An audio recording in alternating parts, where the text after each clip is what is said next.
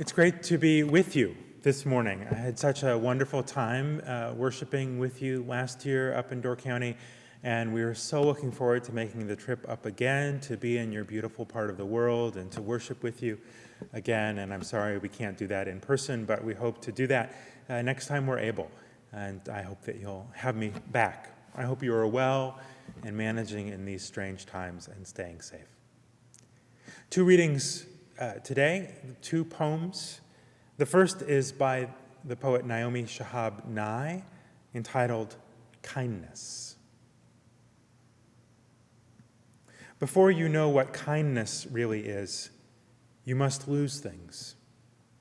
Feel the future dissolve in a moment like salt in a weakened broth. What you held in your hand, what you counted and carefully saved, all this must go so you know how desolate the landscape can be between the regions of kindness. How you ride and ride, thinking the bus will never stop, the passengers eating maize and chicken will stare out the window forever. Before you learn the tender gravity of kindness, you must travel where the Indian in a white poncho lies dead by the side of the road. You must see how this could be you, how he too was someone who journeyed through the night with plans and the simple breath that kept him alive. Before you know kindness as the deepest thing inside, you must know sorrow as the other deepest thing. You must wake up with sorrow. You must speak it till your voice catches the thread of all sorrows and you see the size of the cloth. Then it is only kindness that makes sense anymore. Only kindness that ties your shoes and sends you out into the day to gaze at bread. Only kindness that raises its head from the crowd of the world to say, "It is I you have been looking for." And then goes with you everywhere, like a shadow or a friend. The second poem is by Wendell Berry. It's entitled The Sycamore. In the place that is my own place, whose earth I am shaped in and must bear, there is an old tree growing, a great sycamore that is a wondrous healing of itself. Fences have been tied to it, nails driven into it, hacks and whittles cut in it, the lightning has burned it.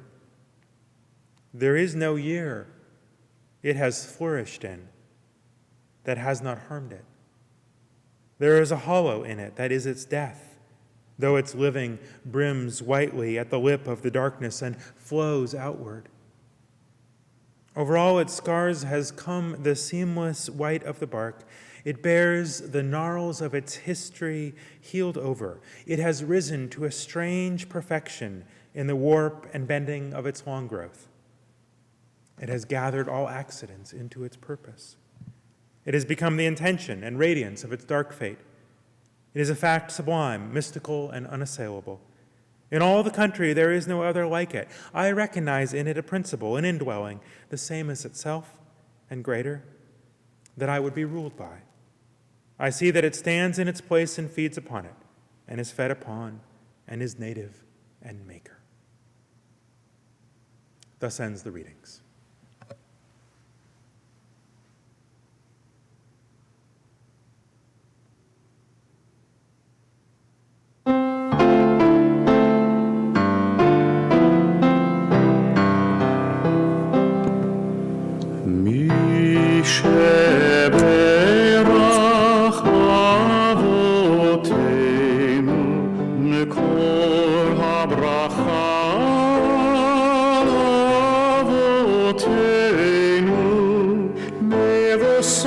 Of strength, who bless the ones before us, help us find the courage to make our lives a blessing, and let us say, Amen.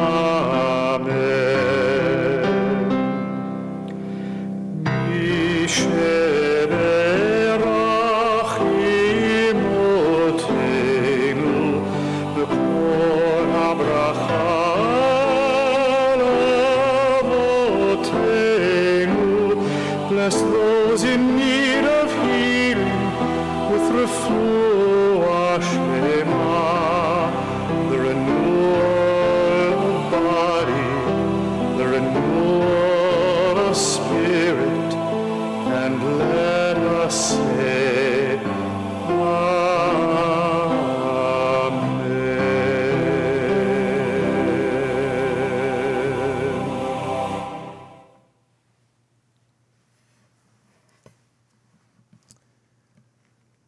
God of our ancestors, this is a prayer for all who are ill. May they be held in compassion, and may they be renewed in spirit and in body. A prayer for healing. So Misha Barak is a prayer for renewal, a prayer for the body and the spirit. Today, I want to talk about the healing and a renewal of the spirit and the body. Our own individual body, our own spirit and ours together, our collective body, our collective spirit, and of our faith, Unitarian Universalism. Our nation, our whole world, for we are not well. We are troubled, we grieve, we struggle, and we come needing renewal. What does renewal look like? How do we heal from trauma, from individual and collective trauma? Where do we go from here? How do we gain that strange perfection, our wounds healed over, gather our accidents into our purpose, stronger and more just, more resilient than we have been? I keep being on Zoom calls with faith leaders and civic leaders in the place where I live here in Rockford, and we say we have to build better than we were. We say the new normal, not the old normal.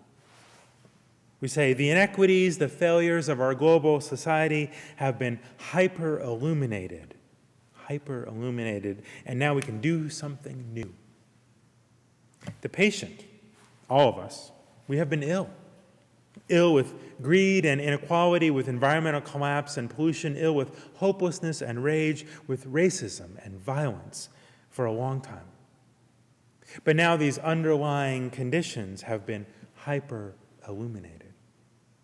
So how do we heal? How do we heal ourselves and our world in body and in spirit? How do we do that? I love maps. I have old maps at my house and in my office here at the church. Maps are not the territory, but they give a suggestion of where we go from here and what the road looks like, what to pack, where to turn, how long it might take. This journey of healing is not a stroll around the block. We need to pack, know our route. We need to know that this will take time, plenty of time. The road to healing is acknowledging our tragedy and taking the time it takes. Tragedy plus time. It was Steve Allen, the comedian and inventor of the late-night talk show, who said that the formula for comedy was tragedy plus time. On the map, this is the first stop on the journey to healing. Mourn the losses. Weep, express your sorrow. In our collective grief, we must mourn. And this is missing, right? One of the historic jobs of president is mourner-in-chief. It's a job that Bill Clinton did after Oklahoma City, and were we not blessed by the tears that Barack Obama shed at Mother Emanuel Church? And now, almost nothing. So many dead, so many beautiful, precious lives lost, and if we want to heal in body and in soul, we will have to grieve these losses, name them, know them, weep for them. On the map, this is the first way station, grief. There's a path, swings off up into the mountains, it circles around endlessly up there with destinations like denial, refusal to face facts, conspiracy thinking, magical thinking, and the like. And we can go that way. Some are. But let's not. Let's not go that way. Because the guides, the ancient and modern guides, those who have made this trip, they warn us up that way leads nothing good.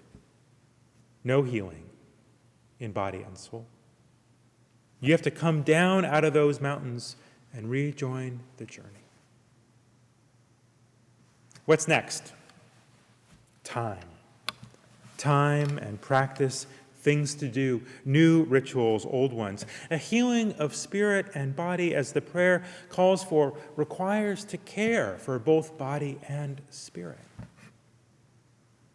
I've been fascinated and inspired by the research done by trauma specialists on how people heal from trauma.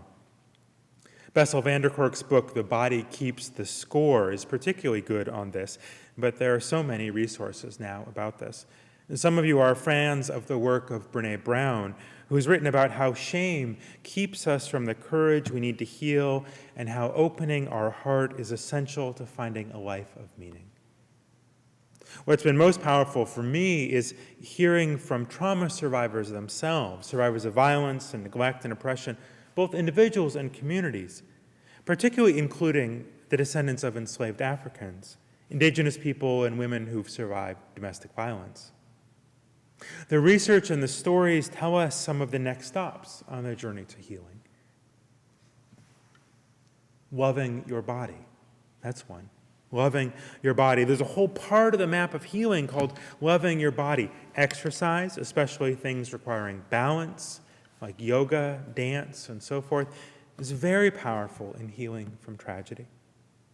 Moving gently and with love through the world, eating things that honestly feel good, this really helps. Eat well, move well, sleep well.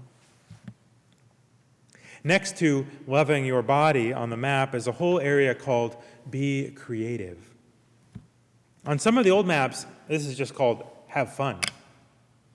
Some of the professional descendants of the aforementioned Steve Allen, the late-night host, have been giving this to us in these times, getting the band to make music from their homes, surprising Zoom calls to graduates, laughter, joy, sharing some good news. They know that tragedy plus time can get you to comedy and back to life. But you don't have to watch others be creative. What's your own fun to make? Art to create, a garden to tend and watch the flowers bloom. This isn't about distraction. Hear me. When we are creative and joyful, we actually knit the torn pieces of our brain back together. Or to put it another way, creativity, joy, art, fun reminds us and recreates in us a fuller humanity, restores our soul to its larger and truer nature. We are not just our pain. We are also our joy. We are our tears, but we are also our laughter. In this whole area of the map next to love your body and be creative is a beautiful but slightly dangerous area called kindness. It's dangerous because if we leap into this place without thoughtfulness or intentionality, we risk causing more harm. We need to process our stuff. But it's also so very clear that you cannot heal from tragedy as an individual, and we absolutely cannot heal as a society without making justice, showing mercy, and living with kindness. As Naomi Shihab Nye writes so beautifully, to know what kindness really is, you have to lose things. You have to know that you have lost things, to know that sorrow is real. And this collective humanity, this friend or shadow that goes with us, fills our hearts and motivates our actions. The journey to healing our collective trauma must include the work of loving kindness, of changed hearts and a changed world. In honor of our losses as a way to make meaning, we must build a better world, filled with the spirit of kindness. We might work to improve public health or childcare systems, devote ourselves to electing better leaders or to caring for the sick. We might focus on vibrant neighborhoods, serving our congregation, we who value it in a whole new way now. Or it may just be how we carry ourselves in the world, with more compassion, more mercy, more sweetness. On the map, the road that connects these areas, love your body, be creative, loving kindness, the road that connects these areas is called spiritual healing. There's a balm in Gilead, a source of hope, That song is a powerful African American spiritual reminder that the holy power of God would heal you and roll down like waters and bring justice to a new world. When we are sinking down, love can come to us if we get our heart free of fear and prepare ourselves. We call the road spiritual healing because taking this road invites us to recall that we are loved, that we are part of this great big universe, and they're worthy and sacred. Each theology, each faith names this in different ways: a child of God filled with Buddha nature, stardust, the beloved of the ancestors, a member of the human family, part of the circle of life. Call it what you will, name it how you must, but remember that your healing is important, that you are worthy of healing, and that you can heal. We all are worthy. We collectively are worthy of healing. I refuse to give in to the despair, the nihilism that says there's nothing we can do, that humans are the real virus and that we should give up on a better world. That is not my faith. That is not our faith. We are called to be people of hope, but let us make it a real hope, a deep hope, a hope born of grief and love and art and mercy, a hope that we can do better, that we can clean off the muck and the dust, and with friends gathered round, meet the day we are given. Where does the road go after that? After loving the body and making art and showing kindness and doing justice, where does it go? Some maps say, there be dragons there. That's only because dragons are powerful and fierce. After the healing comes the power of an integrated life, the power to help others, the power of love and justice, the power and the wisdom of one who knows, the strain's perfection, the scars healed over, the sense of being rooted, of being maker and made, the power of a real life. That's what the map looks like, and we have a long way to go. There's no shortcut, no tesseract, no underground bullet train, no snake oil miracle cure. It takes time. We must pack our supplies, water and food, good shoes, patience, curiosity, an open mind and heart, and set out. Take the time to mourn, to avoid the danger of the mountains, travel the road of spiritual healing, spend the time, claim our power. That's what the future looks like, what is before us, what we can do, what we must do, so that with wondrous love, we can make anew the world that we long for. It will take time. Let us begin today. Be well. I look forward to seeing you again.